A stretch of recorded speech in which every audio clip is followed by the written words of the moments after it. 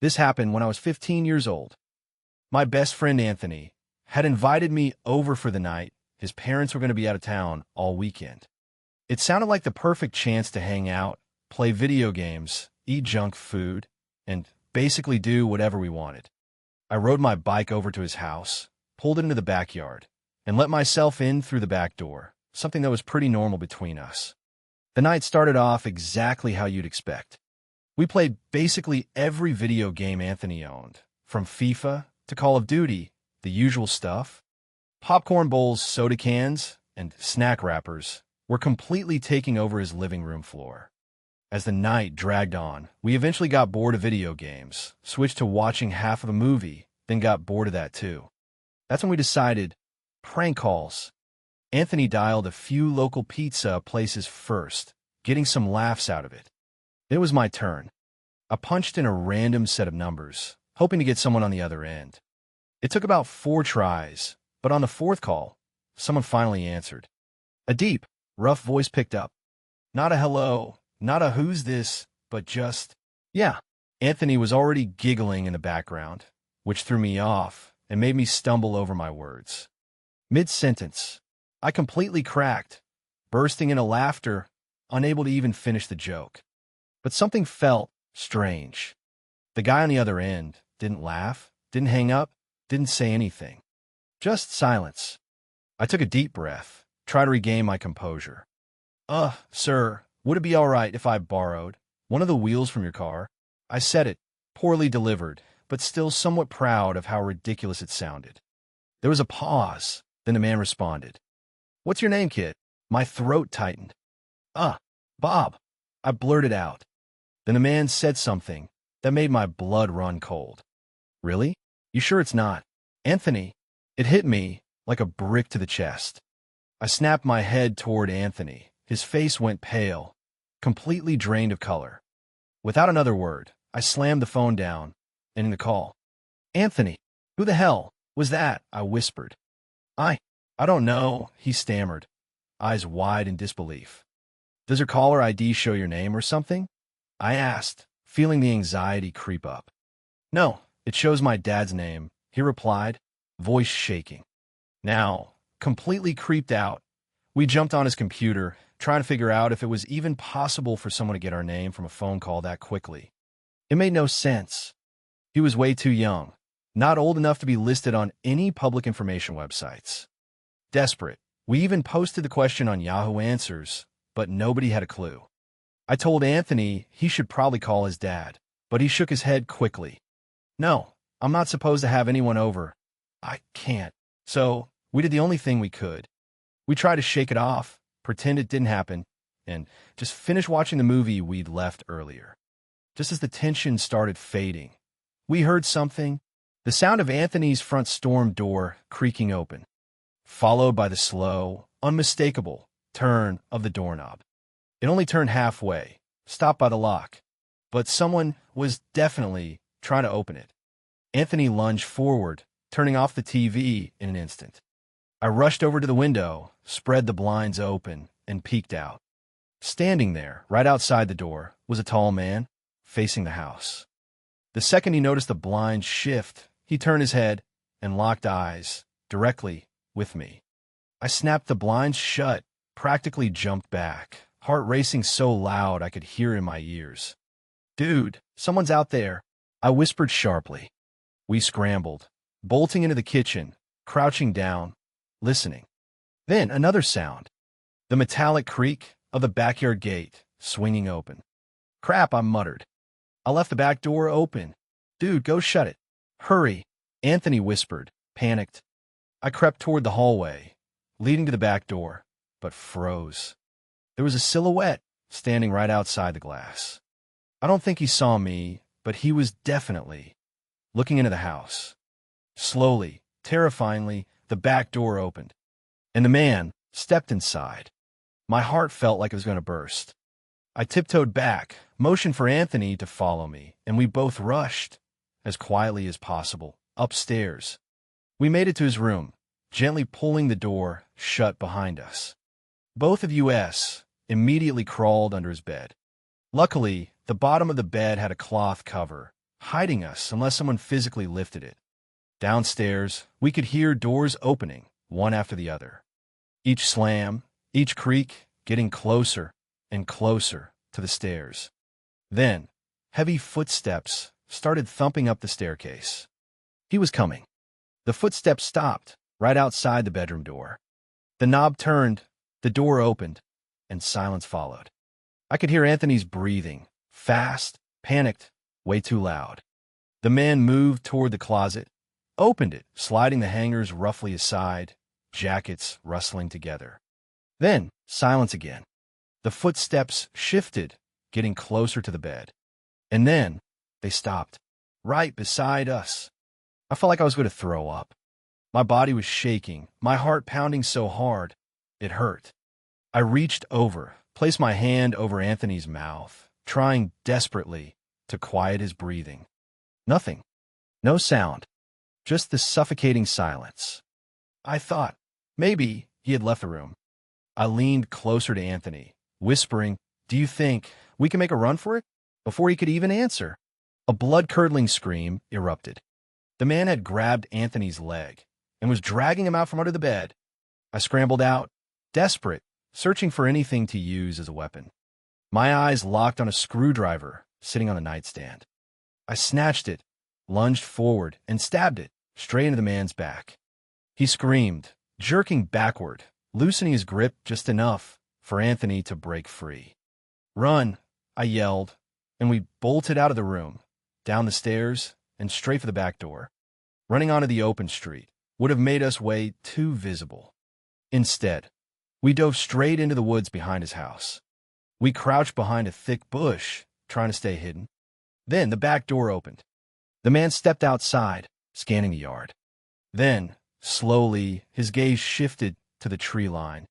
I felt his eyes pass right over me. It seemed maybe the darkness was hiding us. But then he started walking directly toward us. "Joe, he's coming," Anthony hissed. "Dude, get up. We have to run." We sprinted deeper into the woods, leaves and twigs snapping under our feet, completely giving away our position. Anthony tripped, crashed into the dirt. I dropped down beside him, both of us gasping, praying we had run far enough. Then footsteps. Fast. Heavy. Close. They slowed down, just a few trees away. And then they shifted direction, fading deeper into the woods. We waited, frozen, until we were absolutely sure we couldn't hear him anymore. Then, quietly, carefully, we made our way back toward the house, running, looking over our shoulders constantly. Back in the backyard, this time I slammed the back door shut, locked it, and didn't let go of the handle for a full minute. Anthony called the police, while I stood guard at the window, scanning the yard, terrified he was still out there. And then I did something that felt stupid even in the moment. I flipped the backyard lights on. And there, at the edge of the woods, stood the man, just watching. He turned, stepped back into the trees, and disappeared, fading into the dark. That was the last time either of us ever saw him. No creepy knocks on the windows, no anonymous calls, no shadowy figures in the backyard after that. Nothing. 5 years have passed, and not a single thing has happened since. Do I wonder if it was somehow connected to the prank call? Yeah, it does. Does it really make sense? Not really. But that's the story of how me and my still best friend Anthony almost didn't make it out during a break-in. That all started with one stupid prank call. Me and my wife, well, we've had our fair share of arguments, but there was this one night that really stood out, and not in a good way. It started over something stupid, as it usually does. I forgot to put the toilet seat down, and suddenly, it turned into World War III. She was absolutely losing it, screaming at the top of her lungs, her voice piercing through every wall in the house. I couldn't take it anymore, not that night. I was exhausted, mentally drained, and I just needed to get away. I called up my buddy Paul, told him what was going on, and asked if I could crash at his place for the night. "Yeah, man, come on over," he said without hesitation. "Stay as long as you need." So I packed a small bag, jumped in my car, and drove over. Paul has a huge house, something my wife never fails to bring up whenever she's mad, always comparing, always reminding me that all my friends have nicer houses than us. When I got there, Paul handed me a beer, and we sat down, talking, venting, just two guys unwinding from life's nonsense. Dude, stay as long as you want, Paul said. But I assured him, nah, man, just one night. I don't want to be a bother. His house was big, 3 guest bedrooms lined up next to each other, which always seemed like an odd layout. His own master bedroom was across the hall, separate from the guest rooms. Apparently, Paul barely used 2 of those guest rooms. They were mostly empty, locked up, used for storage or saved for parties. I crashed in the first guest room, right next to one of the locked ones. At first, everything was fine, quiet. But as I started to drift off, I heard something. It was a weird noise, faint at first, but then steady. A soft tapping, some shifting, something moving, coming from the guest room next to mine. At first, I figured it was probably just Paul, maybe grabbing something. But it kept going, this low, irritating noise, like someone trying to be quiet, but not quiet enough. Annoyed, I got up, walked over, and tried the doorknob. It was locked. Now, my annoyance started shifting into curiosity, maybe even concern. I walked across the hall, cracked open Paul's bedroom door, and asked, "Hey man, you're doing something in that room? There's this weird noise coming from there." Paul sat up, looking half asleep, confused. "Nah, what noise? I don't hear anything." I asked him why the door was locked, and he told me, "Oh, I always keep those 2 doors locked. I got some personal stuff in there. Nothing special." I let him know, well, I definitely heard something. Paul just shrugged. "If it keeps happening, come get me, but it's probably nothing. Just go back to sleep, man." So, I went back to my room, laid down, and, at first, the noise was gone. Total silence. About 30 minutes passed. I was finally starting to drift into sleep when I heard it again. Top, top, top.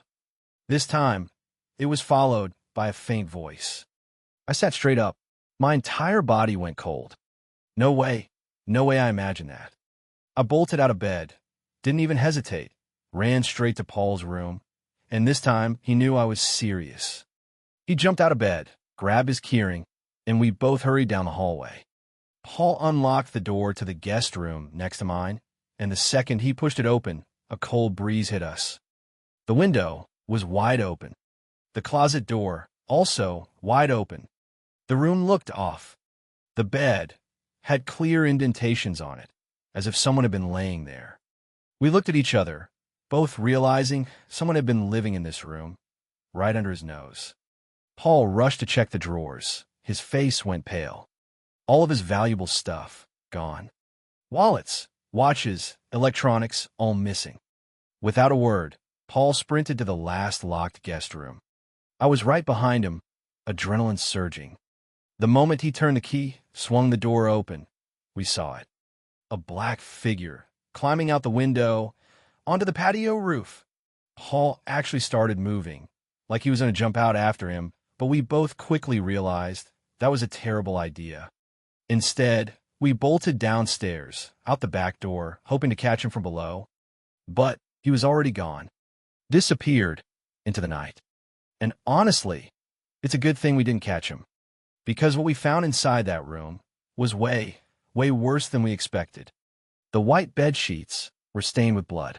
The closet floor had Paul's missing kitchen knife, laying there, small spots of blood around it.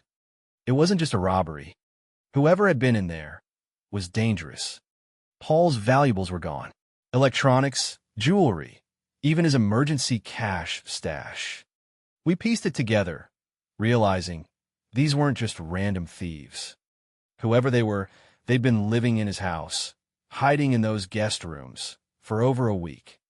It even made sense now. Paul had joked earlier that night about how fast his food kept disappearing, even though he barely ate. Yeah, not so funny now. As far as we know, they were never caught. The police came, took the report, but the guy, or maybe guys, vanished without a trace. Paul changed his locks after that, installed cameras, security lights, and motion detectors. And me, Well, let's just say that argument with my wife didn't seem so bad anymore. Because compared to whatever the hell we nearly walked into that night, I'll take a little yelling about the toilet seat any day. I remember it like it was yesterday. It was my very first sleepover, a pretty big deal in my childhood. It was at my good friend's house. His name was Jordan. We were both 10 years old, young, and absolutely thrilled at the idea of staying up all night without parents breathing down our necks. Jordan's house had this massive basement, and it was the perfect place for two kids to turn into chaos. There were couches, a huge TV, and shelves loaded with video games and movies. We stayed down there until about 1 a.m., playing video games, laughing, tossing popcorn around, and acting like the little rebels we thought we were.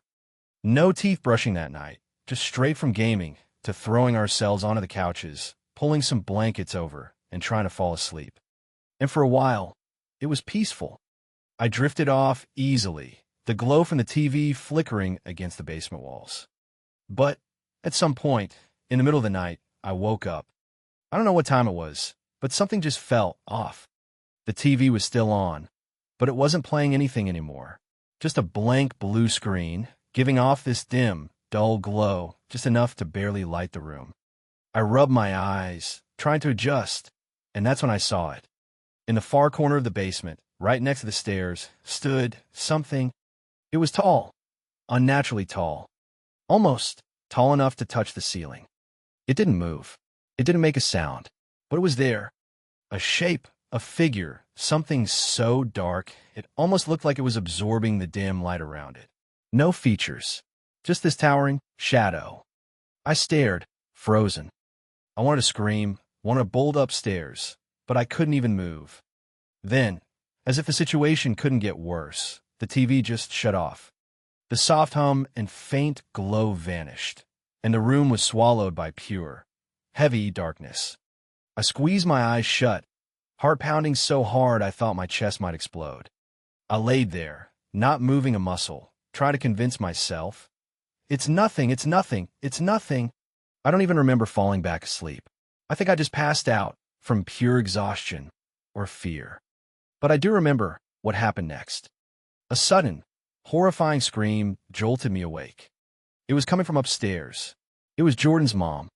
Jordan shot up too, wide-eyed, and for a second we just looked at each other, both frozen, both terrified. Then, without even saying a word, we bolted. We sprinted up the basement stairs, stumbling over each other, racing toward the source of the screaming.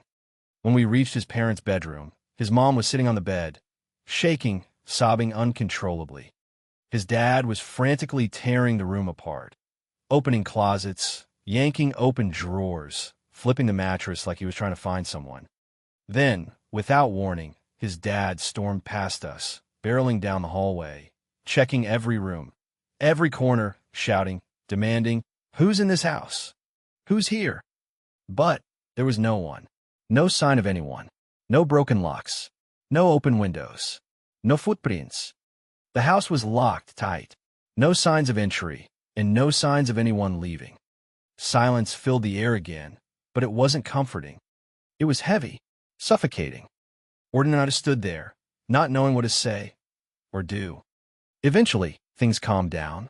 His mom stopped crying enough to explain what happened, though it wasn't until years later when I brought it up to Jordan again that he told me something that chilled me to my core. He said his mom still doesn't like to talk about that night, but she did admit something she only said once and never again. She told him that when she woke up that night, she saw it. A tall, dark figure standing right there, right by their bedroom door. Just standing, not moving, not speaking, just watching. And when I heard him say that, my stomach dropped, because I knew, without a doubt, that was the same thing I saw standing in the corner of that basement that night.